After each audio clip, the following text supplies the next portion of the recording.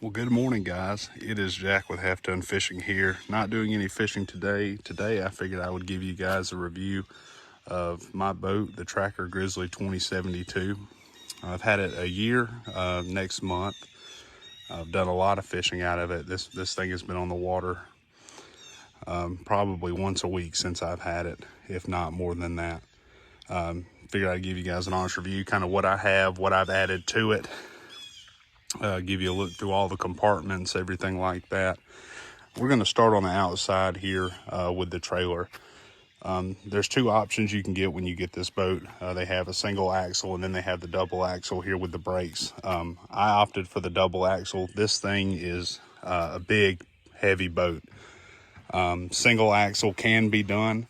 If you guys are looking to make a purchase and you guys have been looking at the Tracker 2072, I would definitely get the dual axle.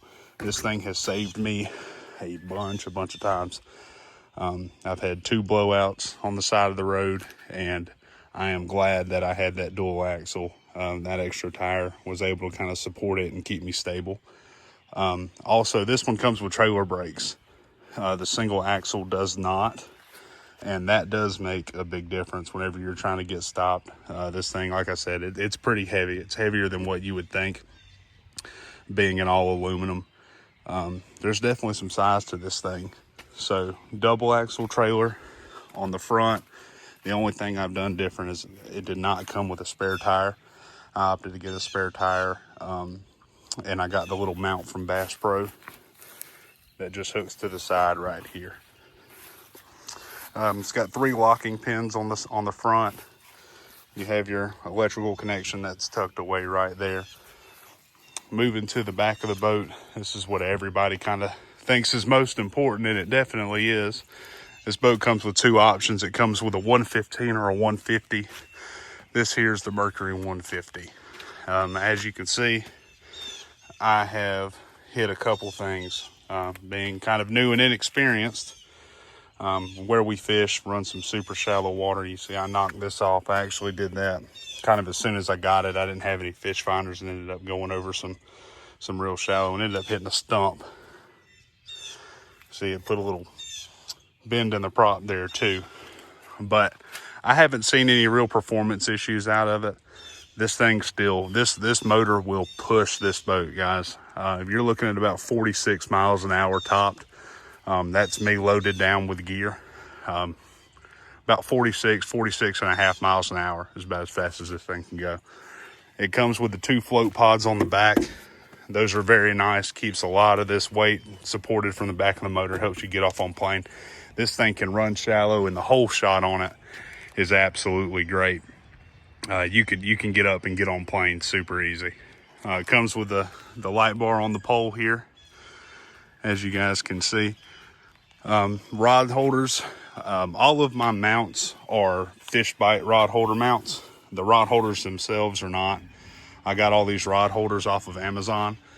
This bar right here also came from fish bite rod holders. I got the 3/8 because I had these rod holders on my old boat. Super easy to install. You have these lips on both of these back sides here, front and back. All we did was just drill a couple holes and bolt it in. It has the removable plates here. You can actually take this entire thing off. So in the summertime, when me and the wife are using this boat to jump out of and enjoy the water, I'll usually just take a little wrench and pull these things off so they're not in our way when we climb back in. I actually have a little swim ladder that I got off of Amazon that clips right here, and we just hop on in that way. These 2 rod holders here, I have one on each side. These are fish bite rod holders. These are the 1/2 inch. The rest of them are 3/8 inch.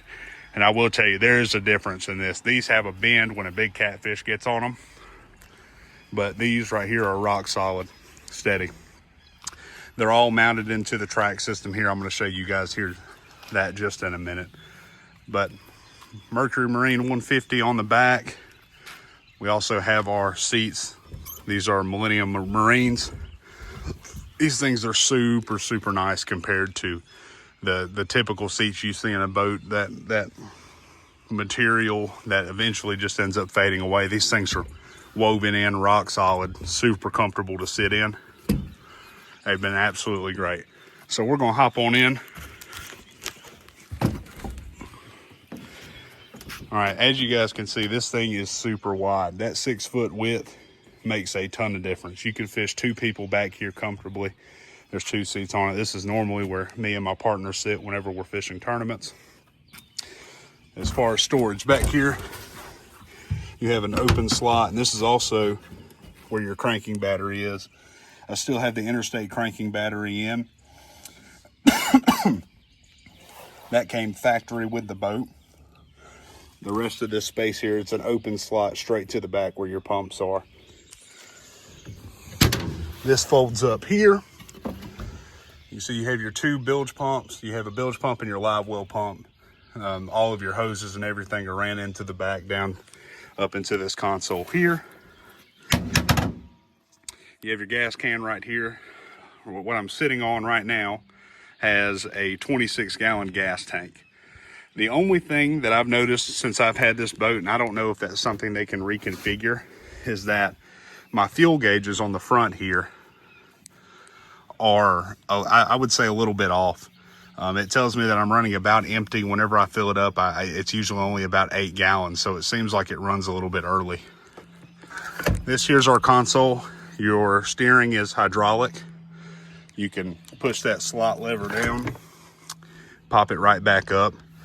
Up under here is where your wires are ran to the console. We've got a couple of things back in here, but as you can see, it's a little bit dirty. I ran a little battery here that runs my electronics at the screen. Mounted here, I have the Garmin EchoMap Ultra, the 106 SV, and this is what I use for my GPSing and my side scan, things like that. Great little unit to have in the console. I like that it fits up here inside the steering wheel in the windshield. It just kind of makes it a little bit protected from the wind, not blowing everywhere. As far as gauges though go, you have your fuel gauge and your RPM gauge. You have a 12-volt marine plug-in. You can charge your phone, your key start right here. Then you have your switches, your nav lights, your aerator, your live well. You actually have 2 live wells in this boat. This middle one here controls your front live well, your middle live well, which is kind of like your bait well. And then this switch right here does your very, very front live well. You have rod holders on each side of the console here that I'll show you. I've got a little bit, my dragon weights, just some couple little extra things I like to keep in there. You have a seat right here in the front. Up under this seat is your bait well. As you can see, I don't really use it this much. It's pretty much storage for us. But we have used bait net before. You have 4 stand-up rod holders on that side. I just have a little clip-on towel we use to wash our hands, things like that. But you have 4 rod holders on this side. Coming on each side of the interior, you have spots for little live, for smaller rods. It can fit about a 6 foot rod, maybe a 6'6". But it's good to have for, we use it for like our little bait rods, keep things out of the way. And then our net also fits in there really, really well. Coming to the front, you have 3 seats. 3 is a little bit tight, you know, especially for us. We're a little bit bigger, but you have 3 seats that you can fish people. Fishing on the left and right, you can do very, very comfortably. No issues at all. This front storage right here is where most of my batteries are that run my trolling motor and everything. You can see I've got life jackets in here. This storage space is huge, guys. It fits 3 batteries, 3 life jackets, all of my emergency equipment's in here.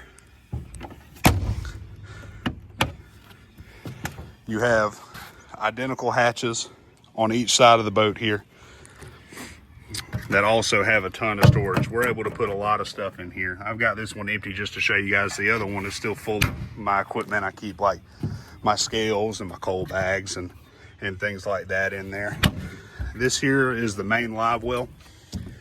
This is a 44-gallon live well. It's got a recirculating pump as well, whereas the aerator, the bait well, does not. This is a pretty big live well, guys. This is kind of what we use the most as far as keeping bait fresh and things like that. Our track system here. The only issue I have with this boat, guys, is it did not have anywhere to slide anything into the track system. I don't know if I was missing something or not. But I ended up in the very back and on the very front side here, just drilling a small hole. That way I could slide everything down into the track system. Did not come with one factory. On the newer models of this boat, they come with these here. These little caps are just holes that they did, I would assume, to just put the foam in. On the 2024 model, these were originally rubber. An issue I had, and I don't know if anybody watching this has one of these boats, the rubber tabs eventually just faded away. They'd pop inside. I went to Bass Pro and they had 25, 50 of these in stock. I got 20 of them just in case any of them break. I've not had any issues out of it after that. Those are definitely a big plus, the plastic over the rubber. Moving up to the front, I have a Minn Kota power drive. It's a 12 volt, 55 pound thrust. You would think it wouldn't be enough. It pushes this boat just fine, guys. I've had no issues at all. I'm running a Garmin EchoMap Ultra 126 SV on the front as well. I have the LVS 34 transducer that runs my live scope. That's primarily what I use this screen for, is just live scope, trying to catch crappie, things like that. It came standard. This boat came standard with the plug-in. I drilled it in and moved it and put this rubber stopper. My transducer runs in here into this storage compartment here to my black box, and then as you can see, I had to do a little bit of wiring, a little finagling, but I was able to run the actual electrical components down there and then also into this storage compartment as well. Originally this boat came with a stand-up red and green light that ended up shorting out on me. I couldn't get it to work anymore. They didn't have any of the things. I just replaced it with that little red and green light there. It works just fine. On my trolling motor, the power drive, it comes with an electric foot pedal. I also got the Minn Kota Copilot. That just hooks into the side there, and that allows me to remote control this trolling motor. We use that primarily when we're dragging. I would love to have spot lock, and I'm looking to upgrade eventually. I put a Minn Kota quick release bracket on it. This has the ability to just slide off. I can remove the trolling motor with ease, and it's also universal with most Minn Kota trolling motors. So if I were to get like a Tarova or anything like that later, I can just hook that to the bracket, slide that back on. So guys, this is the Tracker Grizzly 2072. This is my boat. This is what we run. We do everything out of it, catfish. I even have videos of us hooking a tube to the back of it and pulling my little siblings around.